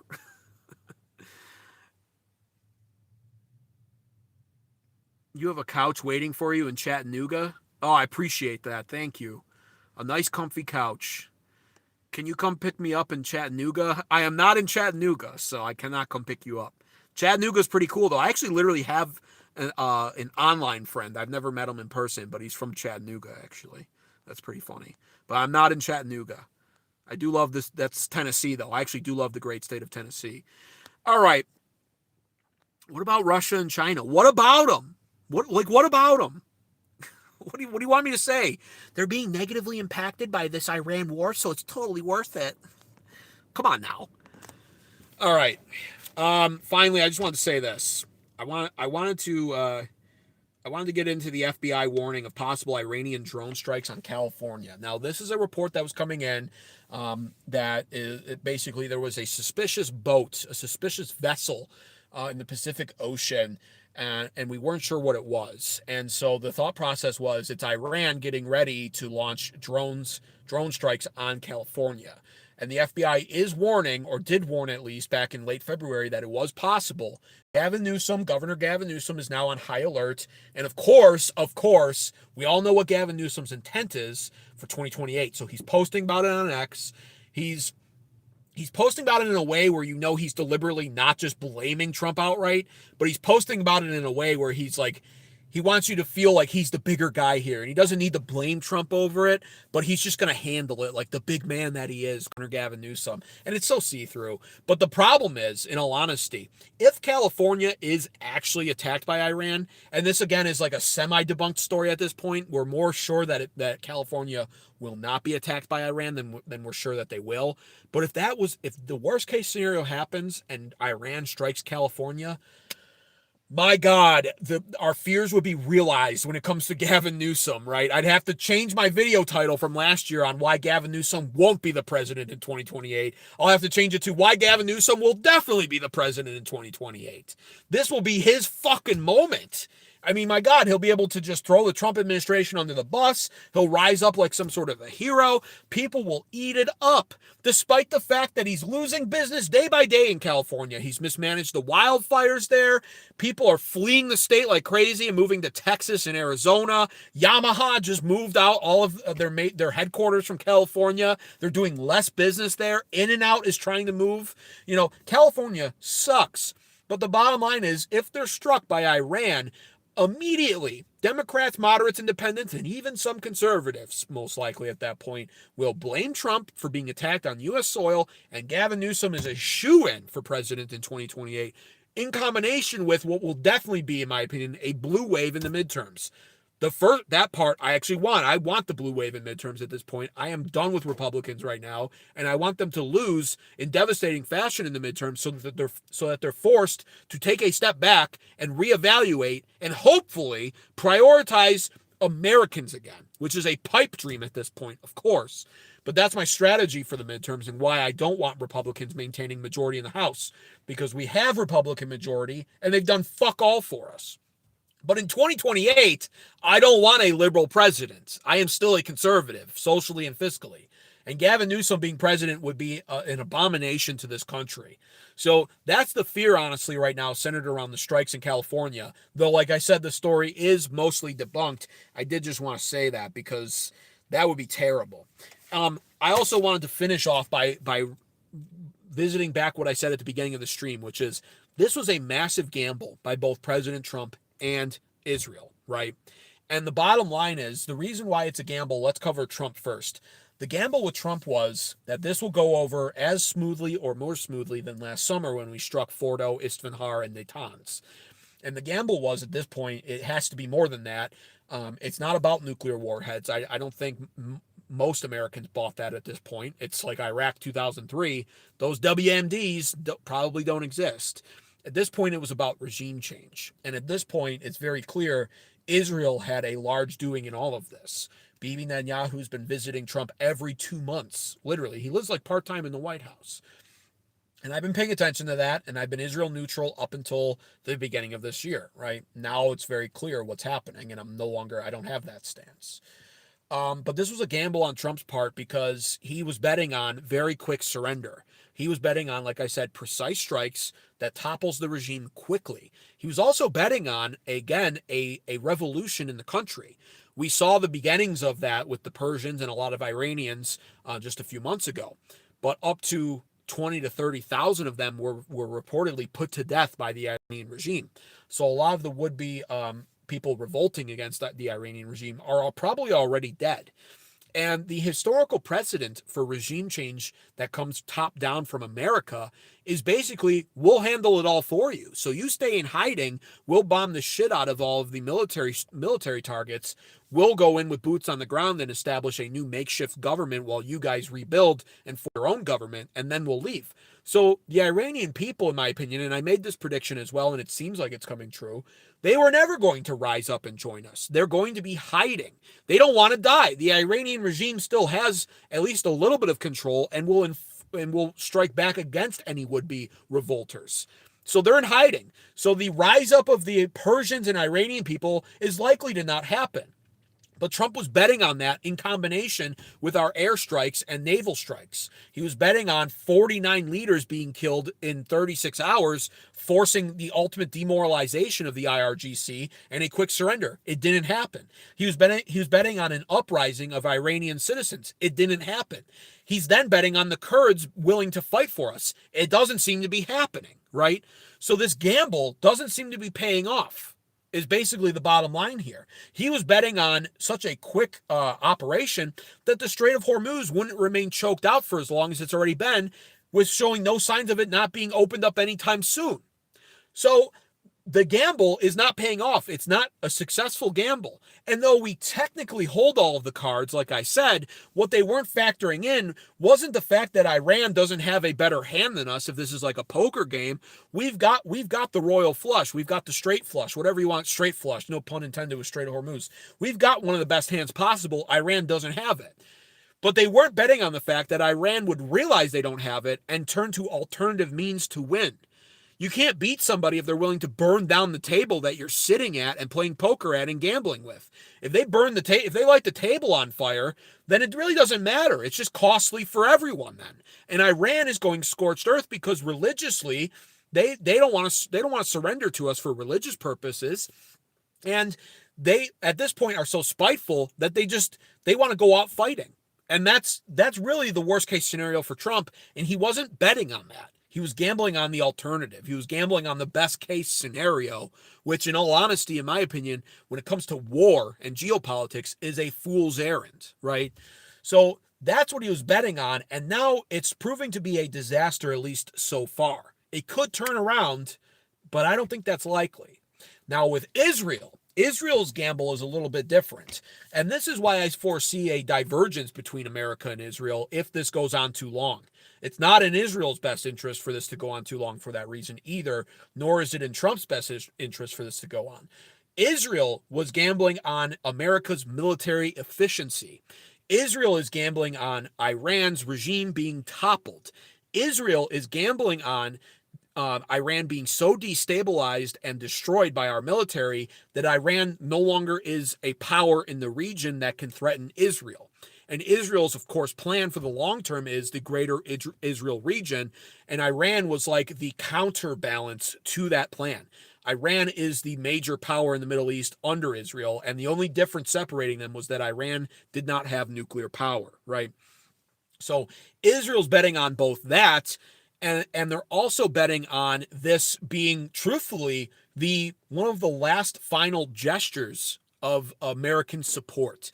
Because I've covered this before. Even back when I was Israel neutral, I was talking about this. The polling here in America for support for Israel in the under 40 crowd is rapidly getting bad and worse for Israel. And I think they see the writing on the wall. They understand that they won't have America's support forever. And the bottom line is they could have at least kept it where it was at, or even tried to improve it. But they're not willing to do what is necessary to do that. And what's necessary to do that is stop meddling in our politics and stop dragging us into your holy wars overseas where Americans die and we lose tons of money. That hurts America, right? They're not willing to do either of that. They expect Americans to put their lives on the line for their vision, and they would prefer that Americans die for their cause over Jews, over their own people. And you can't blame them for that strategy, right? I respect how nationalistic the Jews over in Israel are. I wish Americans were like that. But they're betting on this being the last real big, significant act of support that they get from America because they see the writing on the wall with the young generations. Trump is the boomers' last gasp. Everything Trump is doing now is the symbolic equivalent of the average 70-year-old flipping us off, giving us millennials and Gen Zers the final middle finger and saying, fuck you.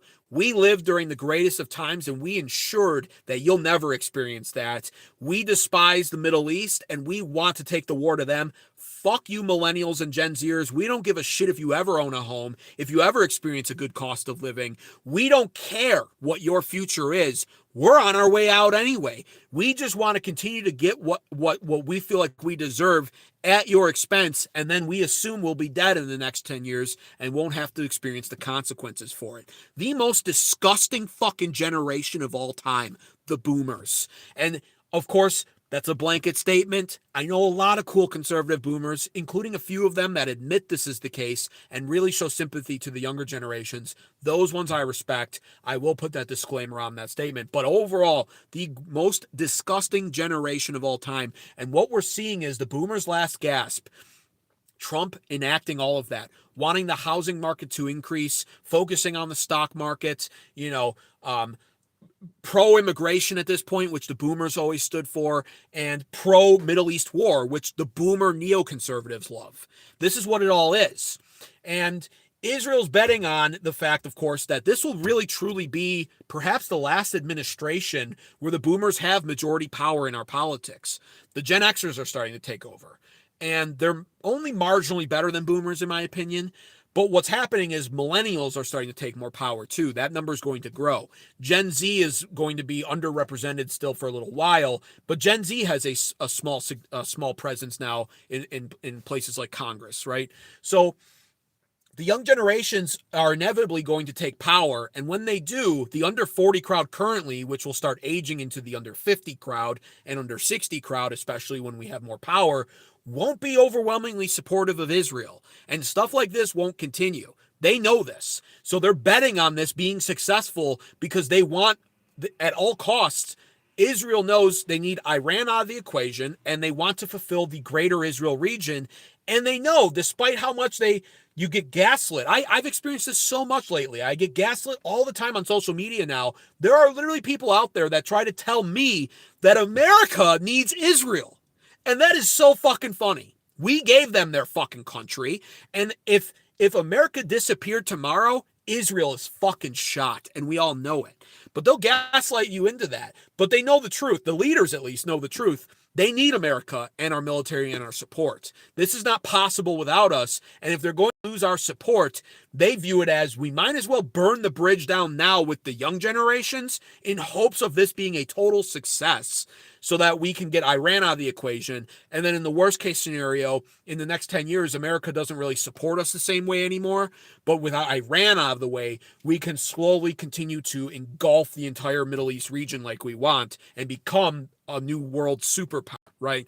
That's what's happening here. And that's the Israel gamble. The Trump gamble, of course, is different, but that's why this could wind up diverging. If this goes on too long, Israel is incentivized to persuade Trump to stay involved no matter what, but Trump is incentivized to not allow this to go on too long, even if it doesn't ultimately succeed completely like Israel wants it to, with total regime change, where you get some really pathetic, weak leader in as the supreme leader who will totally surrender. And that seems unlikely. And so the gamble's not paying off for either party here, Israel or Trump. Trump is going to look really bad. Boots on the ground might be going in. Oil prices are going to go up. Gas prices are going to go up. Midterms are upon us. GOP is going to get flattened in them, right?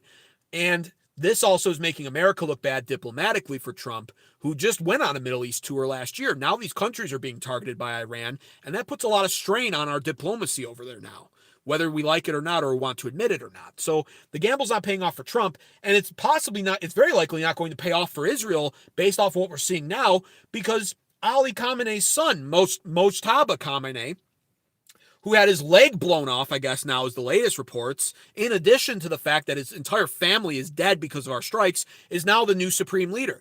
If he goes into hiding and we can't kill him, And the IRGC remains too prominent in the region, and we have to pull out because of cost and time and midterms and politics.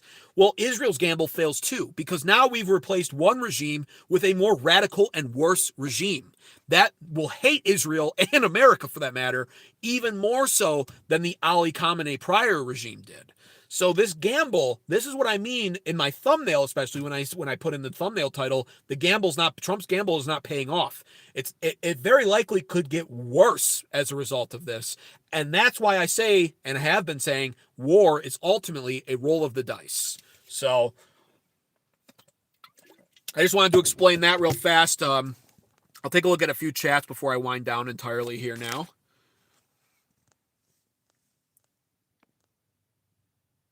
What's this message?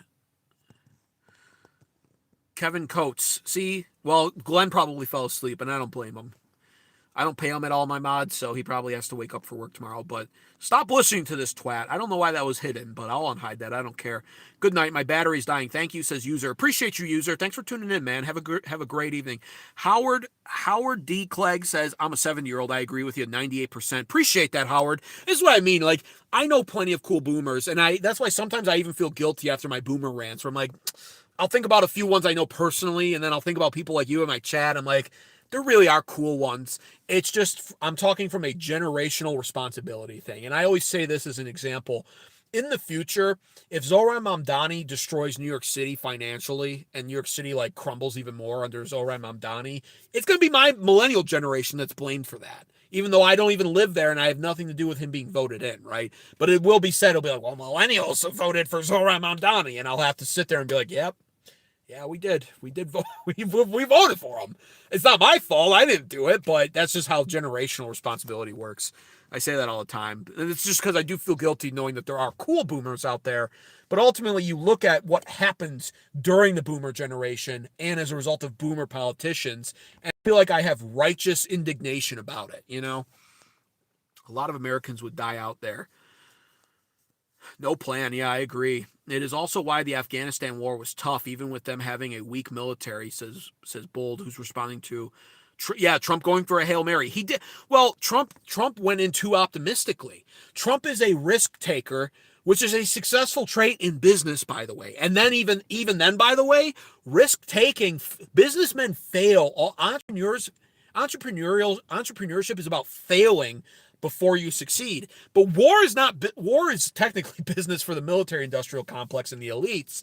But from a politician standpoint, war's not business. War is not something you go all in on like this optimistically and recklessly. War must be carefully thought out and planned. And it seems like Trump viewed it as like a business venture and was like, fuck it. Let's see what happens. What's the worst case scenario? We lose everything. We're America. It's like, you're not thinking. He's not thinking about it correctly, is my opinion on that.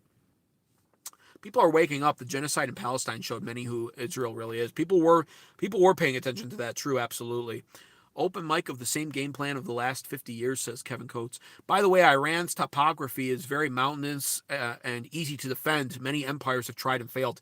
Yes. Well, and from a defense standpoint too, the defenders always have an advantage, right? You can always look at Normandy. World War II, how many American lives were lost just trying to clear the murder holes of the boats when they hit the shores, right? It's just machine gun nests, and defense just works that way. We had to give up like 3 times the amount of what we took from them in order to take the beaches. I think it was actually even more than 3 times. We were factoring in heavy losses, and we did lose quite a bit, especially in the initial strikes. That's how defense works. And that's the problem with boots on the ground. It's going to get a lot of soldiers killed. Ultimately, our military is far superior. We know this, but it doesn't justify using them. I can't justify this war. I think it's a stupid war. Hello, Faraz. Even the people that lack empathy about the deaths do not want their taxes going to it or something telling them to shut up about it. Yeah, exactly. Well, and that's the whole thing. Like, this is America. Like, you can't just tell me I have to shut up about the war. I'm entitled to disagree with it as an American. My money funds it just the same as every other American's.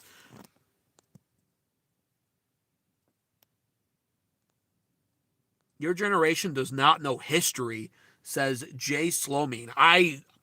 Who are you talking about? At all, says Jay Slomine. You only know American revisionist history first and foremost. But to say that I don't know history, go fuck yourself. Calcific. Yes, Israel literally committed genocide in the open in Palestine, and people woke up. I've seen some of the photos. The day Iran was bombed, there was polling that showed more Americans were anti-Zionist than pro-Zionist for the first time since 1948. Yes, so true. MAGA gaslights and says Israel provides us with tech. It's insane. Israel's Iron Dome was created because of our tech. We supplied them with everything they needed. If it wasn't for us, they wouldn't have their Iron Dome either. It actually even bothers Trump. He actually even said Bibi needs to stop saying that they created the Iron Dome. It even bothers Trump that they do that, by the way. So, yeah, fair point and very, very justified for you to say that. We literally give Israel everything on a silver platter. We really do. And then you know what their complaint is? Some of these arrogant Israeli nationalists you'll see on social media. I'll literally say that. We serve everything to you on a silver platter. And they'll say, well, why isn't it a gold platter? You treat us like serfs. Honestly, you're an anti-Semite for not giving it to us on a gold platter. That's what we deserve. You worshiping Israel. Aren't you a Christian? Don't you read your Bible? You need to bless us. That means give us everything we want and more. It's tiresome, and I'm done dealing with it. AIPAC pays for votes. Yeah, I wouldn't be surprised. This guy's hitting the important points, says Luke Carroll. Absolutely. Appreciate that, too. Be sure to subscribe to American Advocates if you haven't already. Turn on post notifications. And it's not too late. Please like this. It does help it perform well in the algorithm. That's going to wrap it up for me, guys, though, in all honesty. Let me see if there's any quick chats here. Best thing about Trump is the shelf life. Well, hey, yeah, that's true. He's a lame duck president, so... Honestly, everyone should give me a gallbladder. Okay. Trump, we are MAGAs. Okay. All right, guys, that's going to do it for me. I appreciate everybody for tuning in tonight. Yeah, please, if you left a chat down there you wanted me to read that I'd missed for some reason, and it's worth my time to see it, this will save on my channel as a permanent video. You can go on that after the fact and leave it in the form of a comment. I'll respond to it if you do, and if I think it's a smart comment. But just don't waste my time. I don't cast pearls to swine, and the unfortunate reality is I do attract a lot of swine in this chat. A lot of people who don't know shit. But to all my loyal viewers, all my super chatters tonight, I appreciate you. A first-time super chatter even tonight, or even two first-timers. I think Bold as a Lion, that was your first super chat tonight. I really appreciate that. Appreciate the tariffs. Thank you to my moderator, Glenn, Bold as a Lion, 2000 Lifeguard, Eddie. I can't remember my other super chatter tonight, but I appreciate him too. Thank you guys so much. Seriously, I'll be back live tomorrow. Not sure what we'll discuss. The news is happening so quick now, but that's what I wanted to get on here and say. Thanks for everybody who tuned in. Don't give up hope. Don't take the black pill. We can save this country, but we need to give the GOP party a wake-up call. Don't vote for them in midterms. Tell them to go fuck themselves. Let them lose catastrophically so, and force them to reevaluate and realize they need to represent we, the people, again, because currently we're getting no representation, and it's very clear. It's super clear. So, glory to America, as always, no matter what. The best country to live in by far, and it's not even close. The most beautiful flag, the most beautiful anthem, the most beautiful cities. I wouldn't want to live anywhere else, even right now. But glory to America. God bless the USA, and God bless all of you. Appreciate all of you. Have a great rest of your evening.